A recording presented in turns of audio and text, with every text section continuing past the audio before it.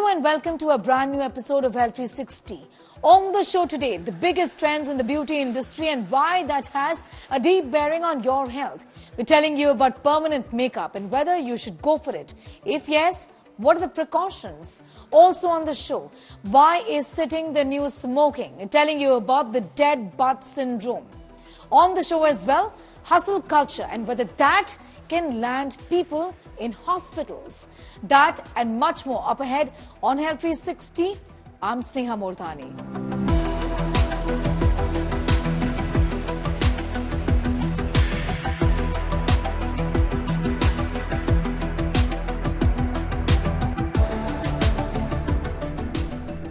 A lot of people now are choosing to actually avoid this hassle of putting on makeup day in and out. Instead, are choosing permanent makeup. What exactly is permanent makeup? Is it without any risk? Clearly not. This report tells you more.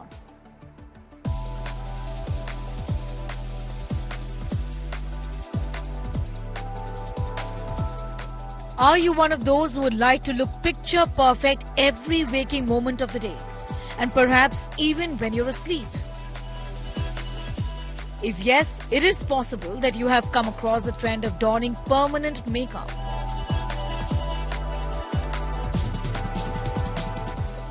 Alright, so essentially what I'm doing right now is temporary makeup. This is something that I do on a daily basis before I enter the studio, and eventually towards the end of the day, I remove my makeup. So this is temporary makeup. To have the perfect eyebrows, a bit of a tint on my lips, and yes, blush cheeks to hide certain flaws that I wouldn't want to go on air with. So this is temporary and can be removed. But there are some people who would always want blush cheeks, would always want a tint on the lips and the perfect brows. And for them, there is a solution, and it is permanent makeup. Permanent makeup is a form of cosmetic tattooing. It is meant to enhance your face, akin to cosmetic makeup. From cheek tint to faux freckles, many PMU techniques are becoming popular. Permanent makeup, also called as micropigmentation, is a commonly done medical procedure wherein we implant a specialized pigment of choice into the upper layer of skin. As a result, we are able to enhance certain facial features such as eyebrows, lips, or sometimes even scalp. It is also a great camouflage method for certain medical conditions such as people who have lost their hair and eyebrows following chemotherapy, alopecia areata, or certain other medical conditions. Permanent makeup is micropigmentation or cosmetic tattooing. It is a cosmetic technique where pigments are implanted into the skin to replicate the traditional makeup. Permanent makeup, semi-permanent makeup, and micropigmentation. These are the same words, and basically it's injecting a pigment on your skin and giving a nice feature. This is called like permanent makeup. So why go for permanent makeup? Permanent makeup offers several advantages as compared to the traditional method. First, it's longevity, longer lasting results. Second, it is time saving. And third, it gives a consistent appearance. People above the age of 45 would perhaps look at permanent makeup as an essential. Brows and lips tend to thin and shrink up. They also lose hair color. But it's clear that awareness among these procedures and popularity of these procedures is highest among the younger Instagram generation. Women in the age group of 25 to 35. Permanent makeup has several advantages, but it does come with a fair share of complications. The most common ones are secondary infection, which are pretty common if the procedure is done under unhygienic protocols or if the aftercare is not followed. There are some risk of allergic contact dermatitis to these pigments, but that's completely avoidable if we or your practitioner is doing a patch test beforehand and ruling out any possible allergies. The permanent makeup procedure can also give rise to some scarring and some unsightly appearance, so it's important to rule out the medical history by a professional, whoever is doing it. There's a huge chance of an infection with unhygienic practices or unsterilized equipment. Also the possibility of allergic reactions. it's possible for pigments or other materials used to cause allergies. Keloid scarring is a rare case, but people who are at risk of developing autoimmune diseases or keloid scarring should be careful when getting permanent makeup. Dermatitis linked with permanent makeup is a real concern. Medical experts around the world are now talking about an increase in cases of the dead butt syndrome, a problem associated with your glutes, usually seen in people with sedentary lifestyles and whose jobs really require them to sit for about 6 to 8 hours a day. I kind of realized that I am also going in that direction, so I decided to help myself. Now that I have found out what it is and how you can help yourself, I thought I'll file a report. Take a look. Is this you sitting on a chair pretty much all day? Now, many of us don't like just sitting around. Isn't it boring? However, sometimes it can be a compulsion. Now, if this is your compulsion, you should be knowing that this can be extremely injurious to health. Sitting is the new smoking. We all know about that. Additionally, sitting around all day can also give you a dead butt. You heard that right. Dead butt syndrome. That is a thing.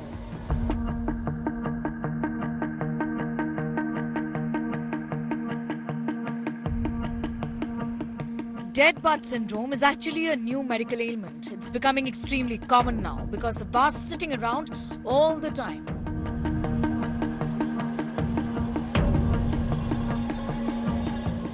Gluteus medius tendinosus, commonly known as dead butt syndrome, is actually a disorder marked by a weak or inactive gluteus medius muscle.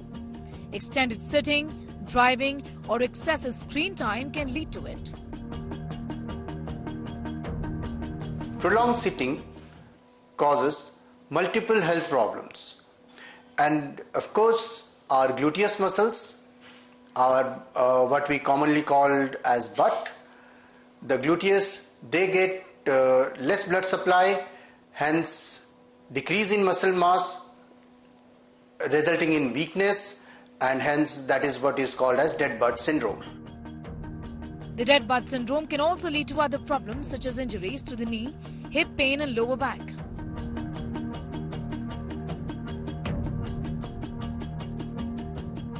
Prolonged sitting or inactivity also results in weakness of the muscles around the knee joint. That will result in decreased stability of the knee, chances of increased injuries, and also resulting in increased arthritis, chances of arthritis in the knee joint. Hence we need to work on our muscles around the knee, around the hip, around our trunk to make us stable and healthy. Gluteal amnesia happens when the muscles in your rear become so weak from inactivity they seem to forget how to function, meaning they fail or become slow to activate. The gluteus medius, maximus and the minimus are the group of very strong muscles, one of the strongest muscles in our body. They helps in shock absorption, they helps in stability of our trunk with our pelvis and lower limb, they helps in stability of the hip. So if they become weak, it will result in a decreased stability and the chances of fall and also the chances of injury. This is what you can do to help your situation. Regular physical activities, stretching and strengthening exercises that target the gluteal muscles.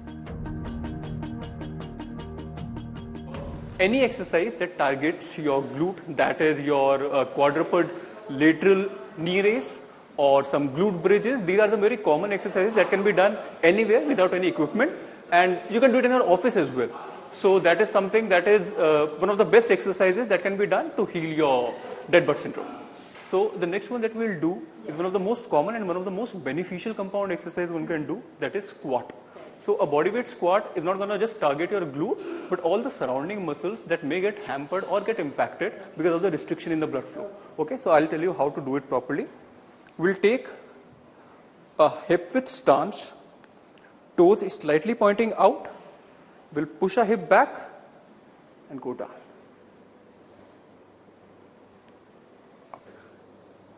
and up. Good one. Got to push your hip back. Perfect. You need to ensure the abs are braced throughout the movement. This is good. Yep. You got to keep. Essentially, this also kind of strengthens your glutes. Absolutely, it does. It's one of the best movement that strengthens your gluteus maximus. The fact is, when one link in the chain is weak, the whole fence collapses. And the glutes should be your strongest link.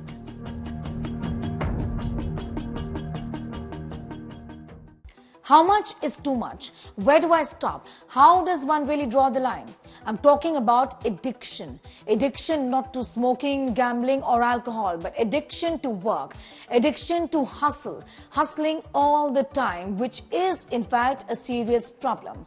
Work-life balance should be non-negotiable is what medical experts around the world are saying, given that there are people who are becoming sick because they seem to be getting addicted to working extremely hard, forgetting about their sleep, their food, their rest and everything else. Why is hustle culture so bad? Why should one be extremely careful? Why should one know where and how and when to draw the line? This report gives you an idea.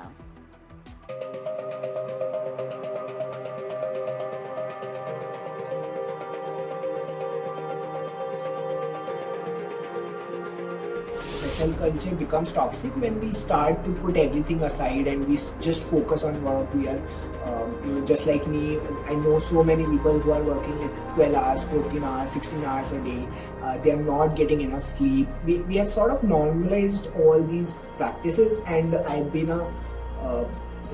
both an aggressor and a victim of this, because I always thought that this is the right way to do about it, Addiction to gambling, smoking or alcohol, or to work, to a hustle.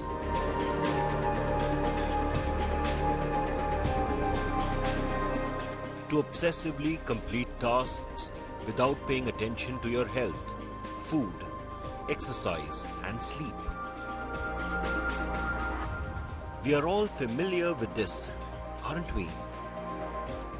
25-year-old techie Kritharth Mittal has unequivocally voiced concerns around this obsession, admitting that he has been a victim.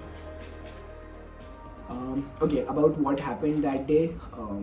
So that day, like 2 weeks back, I went to sleep like every day. I was going to sleep. I went to sleep around 6 in the morning. Then just around 11 a.m. or 12 p.m. I woke up with severe headache, and because it's something that we have thought of as a normal thing because of all routines and all, I did not take it very seriously, but I had a bad headache. There was recurrent vomiting, there was severe headache, and by the early evening hours, because there was nothing in my body, I was not able to take the medicines also. I was super, I was feeling super weak, and my whole body was paining. So I had full body ache, I had a headache, and I was not at all feeling well. I had to get hospitalized. The doctor recommended that because I'm not able to take the medicines directly, I have to get hospitalized. So I got hospitalized. They gave me some injections. They kept me under observation for a few hours. And because I was there, the doctor started asking a few questions about my lifestyle. They were doing their initial diagnosis, and because I had black circles and everything, they were asking about my sleep, food and all. And that is when it came up that because of my bad health, bad habits and bad routine, these things are becoming very frequent. Recently, Nitin Kamath, the 44-year-old founder and CEO of Zerodha, the fourth youngest Indian billionaire in this year's Forbes list, spoke about hustle culture and how it got him really sick. Around 6 weeks ago, I had a mild stroke out of the blue. Dad passing away, poor sleep, exhaustion, dehydration, and overworking out. Any of these could be possible reasons. Hustle culture glorifies relentless work, often at the expense of mental well-being. The constant pressure to be productive can lead to burnout, anxiety, and depression. Modern lifestyle has put three risk factors, they have become quite common, and they include unhealthy diet, prolonged sitting, and also sleep deprivation. Now these three are both unhealthy. All are unhealthy because if you look at sleep deprivation, the lack of sleep, or those who sleep for less than 7 hours, or they have a higher risk of obesity, diabetes, hypertension, heart attack, as well as strokes, and they have lesser longevity also. So they need to take care of these three factors, means have healthy diet, try to sleep adequately for 7 to 8 hours, and also break this sitting with intermittent exercise snacks. So few minutes of exercise every 45 minutes, whether it's a short walk or just doing 10 squats. So this can make a major impact in improving a person's health. Elon Musk, CEO of Tesla and SpaceX, is often celebrated as the embodiment of hustle culture. However, his own experiences have served as a cautionary tale. Musk has revealed the toll that overwork has taken on his health and well-being. He admitted to working 120-hour weeks. Increasingly, the anti-grind set movement has gained increasing prominence as an opponent of the hustle culture that promotes the relentless pursuit of work. Infosys founder N.R. Narayana Murthy made headlines in October 2023 when he suggested that young people in India should be prepared to work 70 hours a week.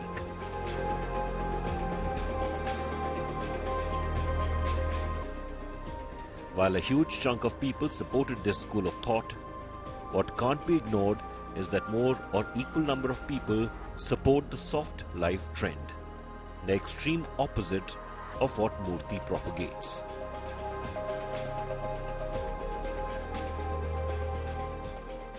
A quick check now of the biggest health stories around India and outside in our viral health wrap.